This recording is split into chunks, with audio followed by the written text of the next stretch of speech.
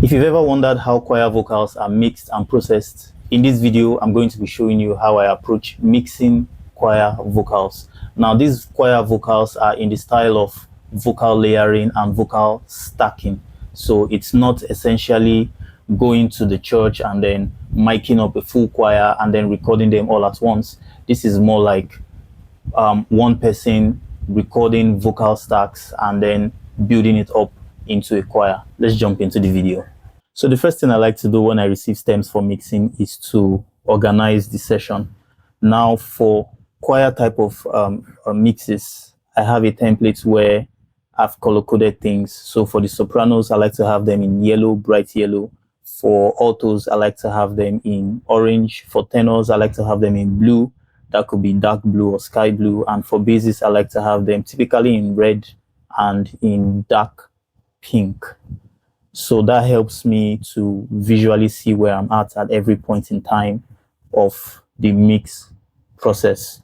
And I've also gone ahead to route each of the tracks for each part to a corresponding group or a corresponding bus. That means I have all the sopranos sent to the soprano bus, all the altos sent to the alto bus, tenors sent to the tenor bus, and so on. So what this helps me do is to treat each part as a group and not individually. So that way we can have a cohesive mix. All right, so before I start showing my process, let's hear what the song sounds like. This song is titled Golibe, and it is originally composed by me, but was not performed by me. It was performed by a friend. And so I would like to, it's actually an honor to have someone do my song, and then I'm mixing the song. All right, so let's hear what it sounds like.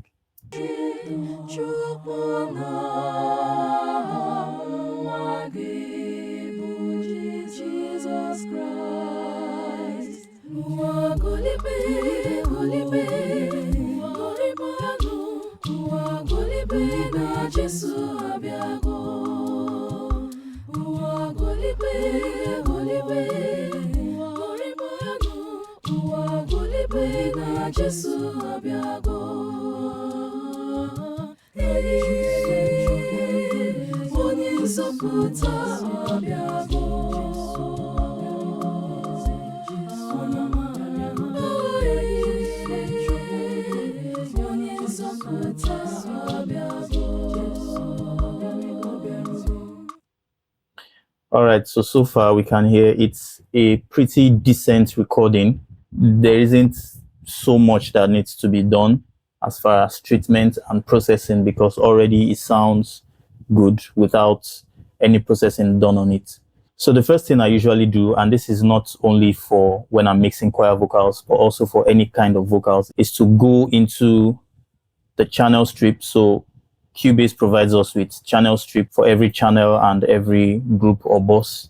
So I like to go in there, and that's where I like to do my low cuts, right? So I just cut it before it gets to the inserts. I usually would make the channel strip come before the inserts, because the default position is usually like this, where the insert comes before the channel strip. But I like to have it this way, and you can do it by clicking here, and then it puts the channel strip on the pre-insert position. So everything I do here affects the signal before it hits the inserts, right? So here, I like to do a low cut up to, depending on the voices anyway, but for soprano, I have it at 120 hertz. So I'm cutting all the way up to 120 hertz. And then I'm doing a slight reduction of 2 dB at 415 and 876 hertz, right? So I figured that these parts of the frequencies were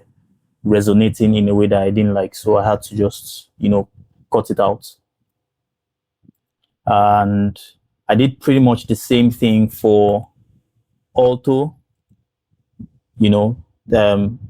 For alto, I'm not cutting all the way up to 120. I have it at 90, and then I'm also doing, some dips.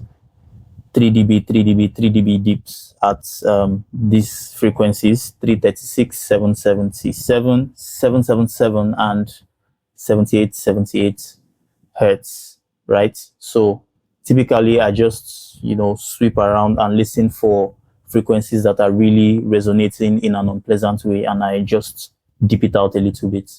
So after that, I like to add EQ, where I then go in and do some more cuts and, just really do some surgical cuts. Usually I like to cut first before I boost. I think everybody does that, but that is what I typically like to do.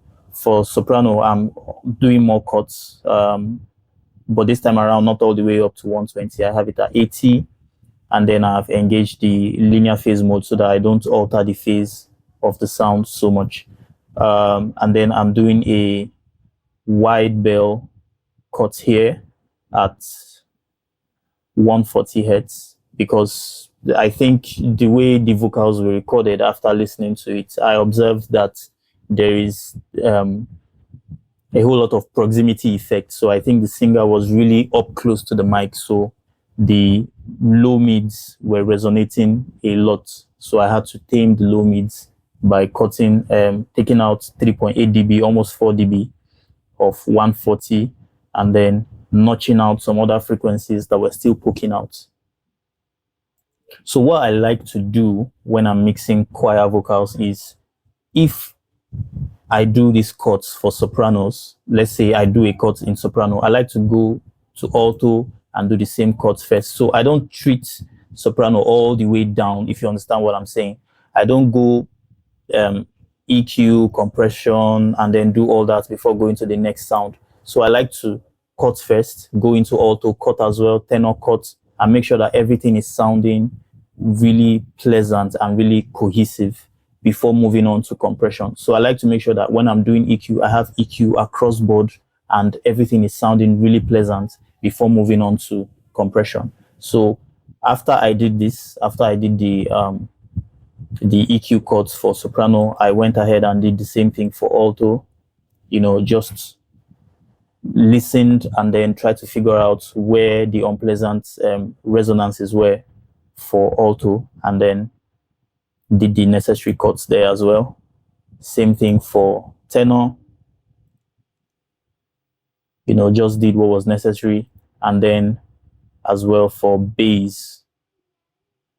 For bass, I figured there were a lot of sibilance in the bass, so I wanted to treat that first because it was really annoying, and I had to just tame it a little bit with the SPL DSR from Plugin Alliance, and just to tame that high frequency a little bit before notching out frequencies. I could have done it with the EQ, but I just felt, let me treat it with the DSR first before hitting the EQ, so that I can just, I don't like to cut or boost so much, right? And do really drastic cuts and drastic boosts, having something like this or having cuts like this. I really don't like to do that. So typically I like to have my cuts or boosts within 1, 2, at most 4 dB. So yeah, after doing the EQ, then I listen and find out what next needs to be done.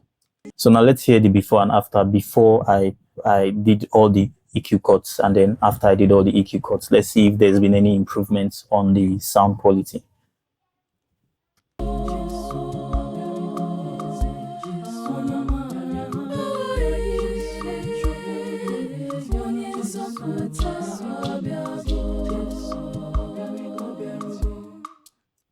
So as you can hear, it became a lot clearer. The low mids seem like they are freed up a little bit, like there's more space for the vocals to breathe now.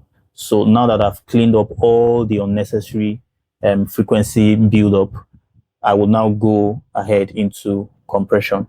So the same thing, what I like to do is do the compression for one. Once I'm happy with where it's sitting, then I just transfer the settings into the other parts. So I have I treated for sopranos first. So let's hear soprano. Let me loop a section.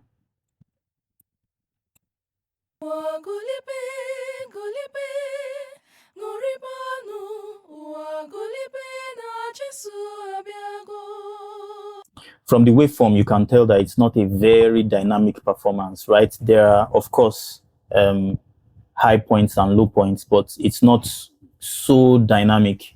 You can see here, these are like the highest points for this one, and then these ones are fairly at the same level, right? So it's not a very dynamic performance. So when I'm having this in mind, when I'm going into compression, I know that I'm not going to be doing crazy numbers, right?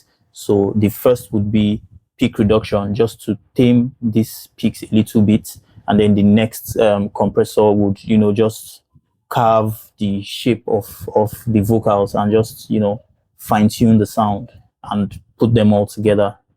So having that in mind, the first compressor I have, which is supposed to be for the peak reduction, I'm using Soft Tubes TLA 100A.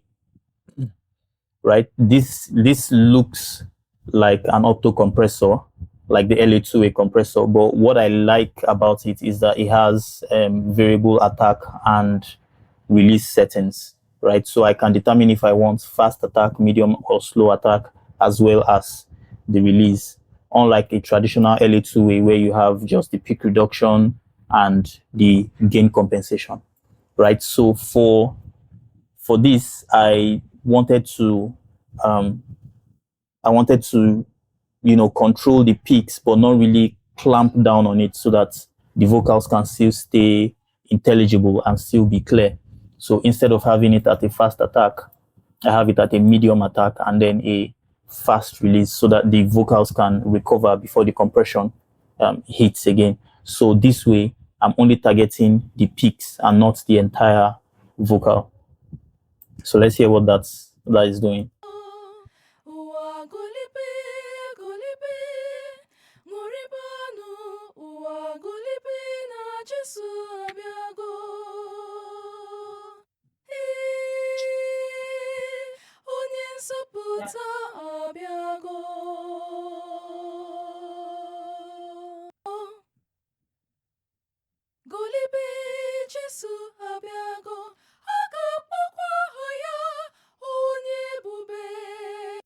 So as you can see, for the most part, we have the peak reduction at just, you know, we are doing at most 1 dB of gain reduction. And then at this very high point, it crosses over to like 2 dB or 1 point something dB. So it's not crazy gain reduction. It's just so that we can tame those peaks and have the vocals, you know, a little bit more consistent. Right. So after that, I like to compress in series. So the next compressor, the next compressor I have is this guy right here, the T-Rex Precision Comp. Now this is a Neve emulation. I believe it's the Neve 33609 emulation by T-Rex. So I like to have that to glue, you know, the voices together and to have them, you know, move together as a whole. Right. So for this, I'm also not doing anything crazy. It's just, you know, light compression, just to control the vocals and still to further tame the peaks.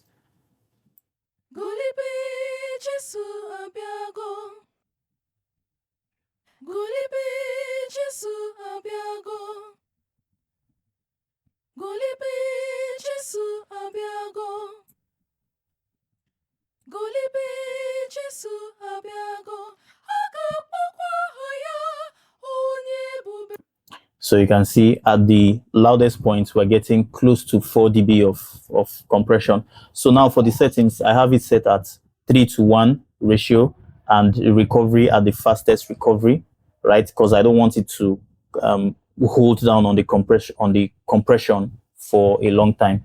And then I've set the threshold to the point where I'm getting between 2 and 4 dB of compression, just as we saw.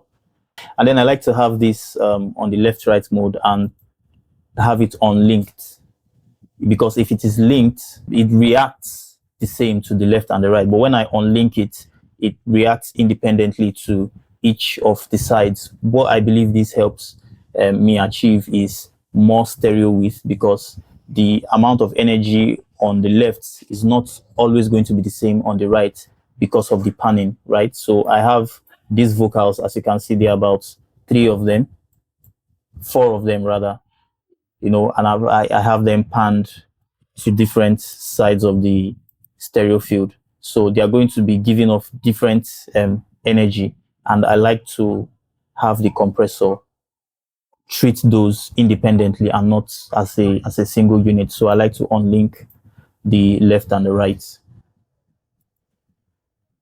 And then after that, I have the T-Rax Y2A, which is the LA2A emulation, and same thing as well. Like to have it on the left and right, also unlink it. And then for this one, I just want to color the sound a little bit, and then, you know, boost the low mids a little bit, you know, just to give it a little bit more body. So for this, I'm doing max 1 or maybe 2 dB of gain reduction. Let's hear.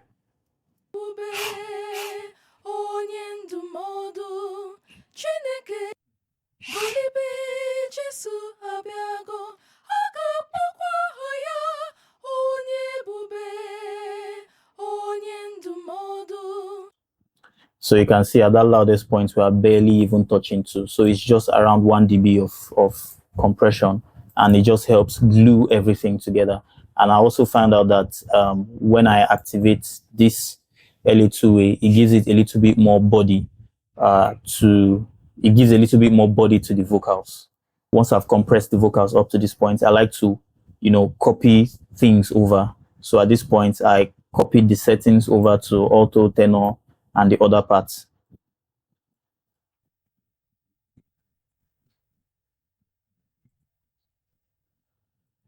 So what this does is help me get a consistent, you know, movement and consistent feel across all the parts.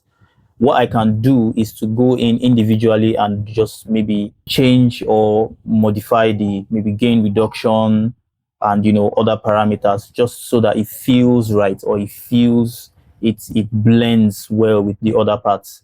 Besides that, I'm just actually copying and pasting. You know, what I would most likely change is the threshold, so that it's hitting the compressor a little bit differently at different points.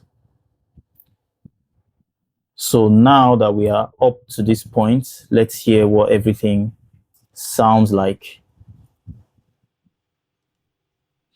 Okay, first without and then with.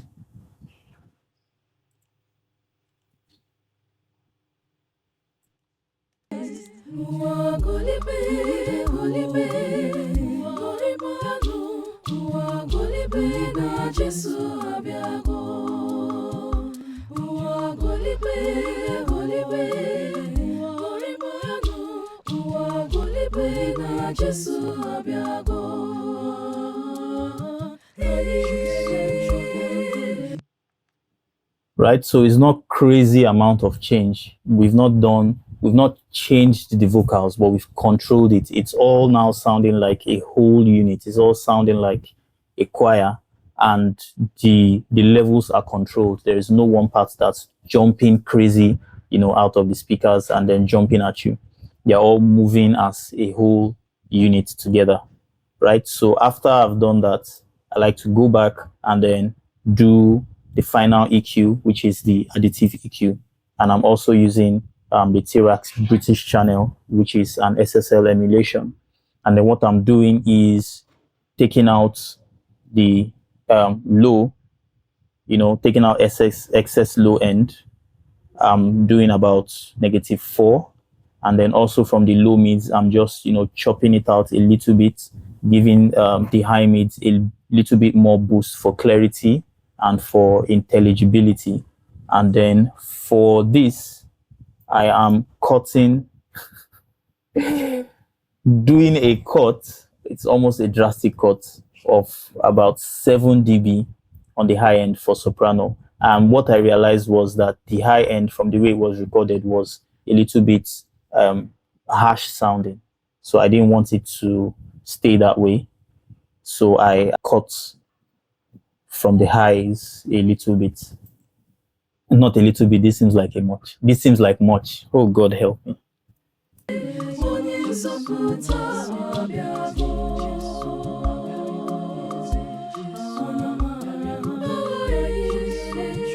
Okay, let's quickly hear what that sounds like.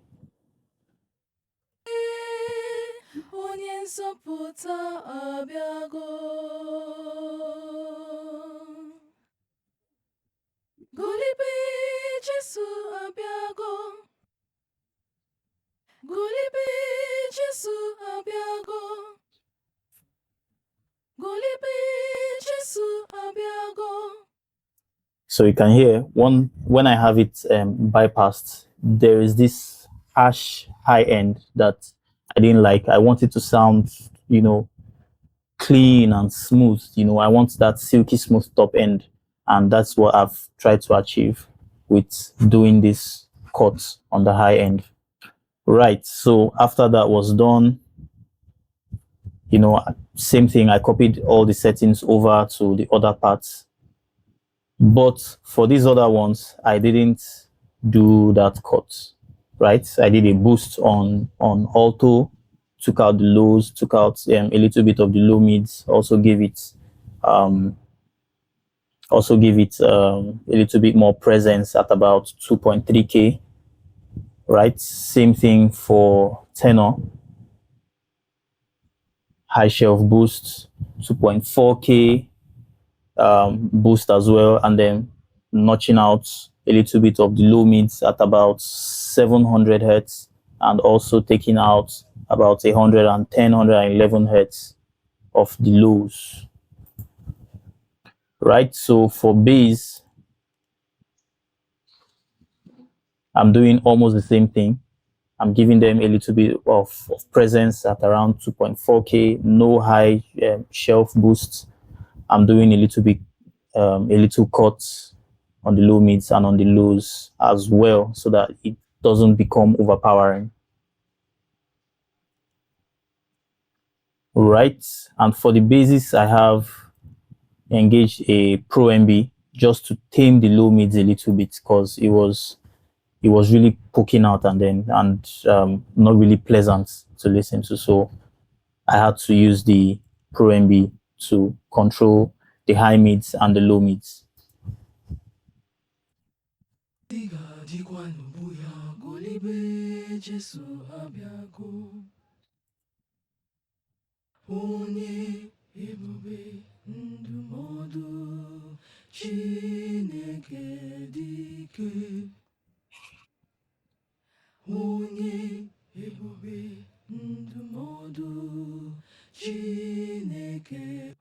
Right, so this band here is controlling the harshness. So when there are T's and CH and every kind of sibilance, this is there to make sure that it doesn't poke out so much. And then this one is just controlling the low mid so that the bass doesn't sound muddy. I want the bass to be clear but still to sound as bass.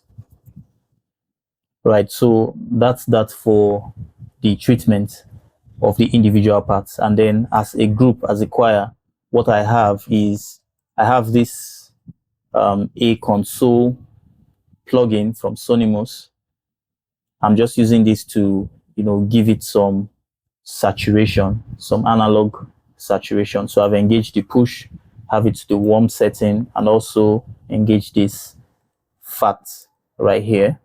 And then I'm doing a low cut up to 60 hertz, and that's all I'm doing here. And then I've also put on the Waves NLS, have it on the mic setting, and giving it a drive of 2. This just helps saturate the choir as a whole and take it away from sounding very digital to sounding more lively and sounding really colored. Now I've gone to do more EQ after the saturation, you know, taking out excess low end and also notching out frequencies that I feel are still, you know, trying to poke out and destroy my hard work. So after that, I have this EQ right here. This is an analog emulation. I believe this is a Neve style EQ. This is a 4-band EQ. So what I've done is just to boost the lows a little bit at around 180, you know, just to bring back a little bit of the body, and then took out 1.1 at 560. I found that this place made it sound really hollow, right? So I just took out 1.1, and then I boosted 1 dB of 2.7 kHz, you know, just to bring out that brightness and presence. And I'm not doing any boost on the highs. So what I've done as well is to push up the inputs of the preamp a little bit. So this gives a little bit more saturation. So I want to saturate the vocals so that they are sounding really cohesive and then sounding proper like a full choir. You know, I want to get that full analog pleasantness out of the vocals. And then after that, I have the bus compressor. This as well is also gluing everything together. So I have the release on the fastest and the attack. It's fairly slow attack. It's not the slowest, but it's fairly slow. And then I have the ratio set to 4:1, and then the sidechain high pass filter, I have it set at 150 so that the compressor is not detecting everything. Like it's compressing everything from 150 and below, but then that's not what is triggering the compression, right? So it's listening to everything from 150 hertz and above to determine what to compress. And then I've pulled down the threshold so that I'm getting about 1 to 3 maximum of gain reduction. Let's hear.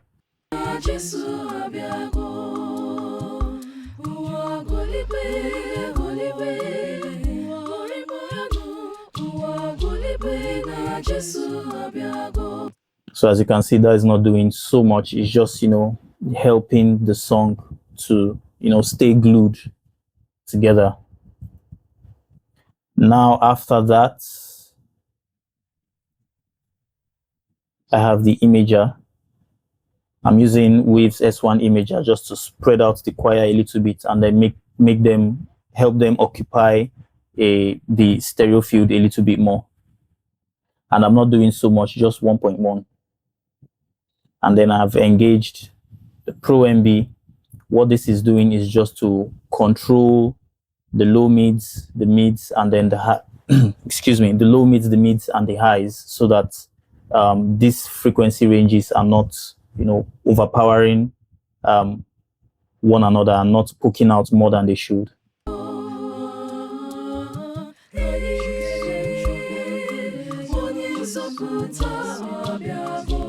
So you can hear on the Jesu, I'm using this this band to control those S's and every other kind of sibilance. So I have the attack set at a really fast attack and a medium to slow release, so that it holds that S or that sibilance and then doesn't let go immediately. You know, it holds it for a little while longer before letting it go.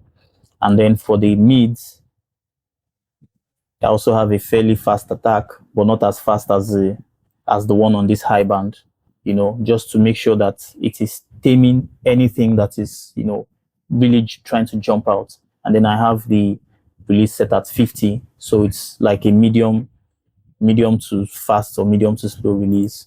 And then for this, I have a slower attack.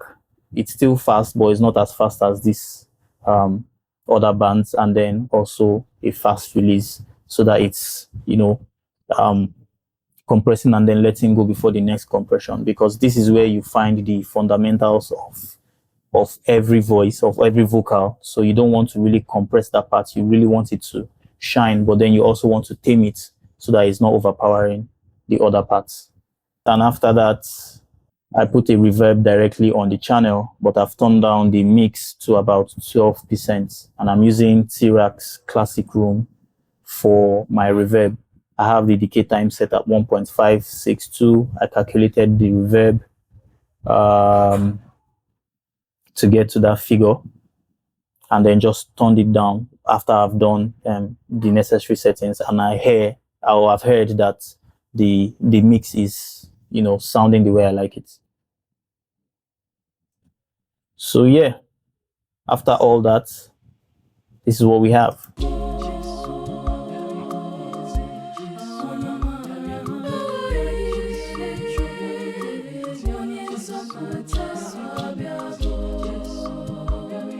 So the reverb is really helping put them in a space. It's not overly powering, but it's just, you know, putting them in a space, so to say. So another thing I'm doing to help sell the choir effect is I have these guys, the Avox Choir plugin from Antares, and I've set the timing to 140, the pitch to 30, vibrato to 30, and I've selected 8 voices. So what this helps me do is to get like as you can see, it says choir vocal multiplier. So it just helps multiply the vocals and make one voice sound like it's 8 voices singing. So I have it, each part sent to their own, you know, Avox Choir plugin. So soprano, this is for soprano, for alto, tenor, and for bass. And I have soprano feeding into the soprano choir effects, alto feeding into the alto choir effects, tenor, just like that, so on and so forth. So now what I like to do is to put an EQ before it so that it doesn't hear anything on the lows, right? So I'm just filtering out the sound, making sure that I'm getting just clean signal before feeding into the Avox Choir. And I'm doing that for all of them.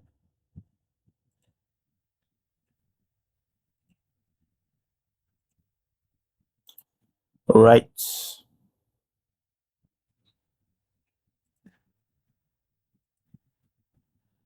So now with that, this is what we have.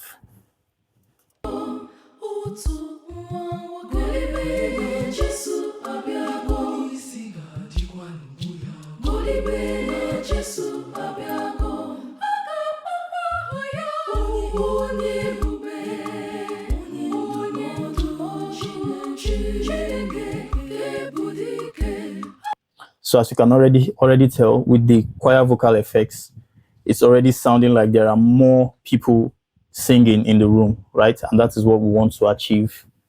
So first, let's hear it without.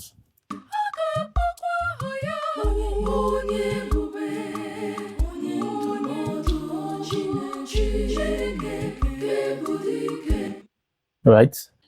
And then with the reverb on the choir channel.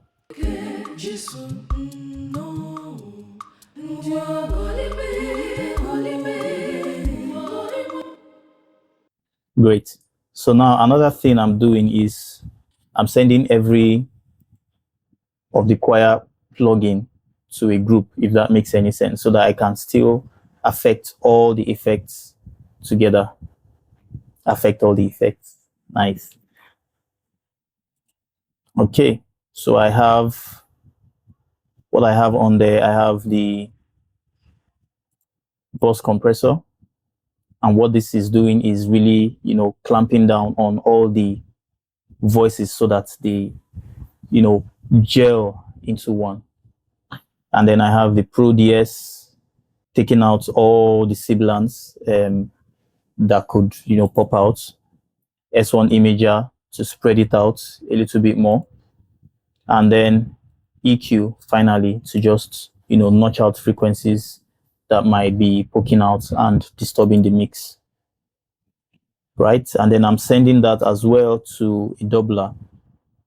And on the doubler, what I'm doing is same thing. I have a bus compressor, you know, compressing the vocals and clamping it down so that it does not fight with the main choir vocals. So I'm compressing it so that it pushes the voices way into the back.